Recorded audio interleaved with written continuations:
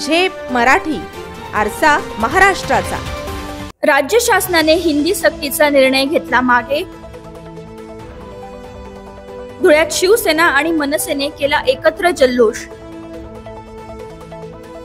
राज्यातील शाळांमध्ये पहिलीपासूनच हिंदी भाषा सक्तीने शिकवण्यासंदर्भातील शासन निर्णय अखेर सरकारने मागे घेतला असून या पार्श्वभूमीवर आज धुळ्यात मनसे आणि ठाकरे गटाच्या शिवसेनेने एकत्र येत जल्लोष साजरा केला।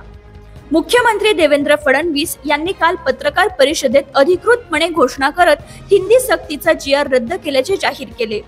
ठाकरे बंधू लवकरच या निर्णयाविरोधात मुंबईत भव्य मोर्चा काढणार होते। त्याआधीच सरकारने एक पाऊल मागे घेत हा वादग्रस्त निर्णय मागे घेतल्याने राज्यभरातून मराठी भाषकात समाधान व्यक्त होत आहे।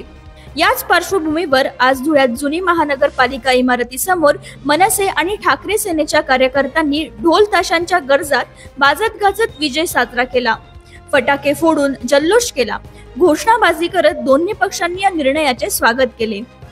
शाळकरी विद्यार्थ्यांवर जो लादला होता तिसरी भाषा सक्तीची हिंदी म्हणून, तो कालच दोघं ठाकरे बंधू एकत्र येणार आणि त्यांच्या नेतृत्वात तमाम मराठी माणूस एकत्र येणार याचा धसका घेऊन म्हणून यांनी हा निर्णय मागे घेतलेला आहे।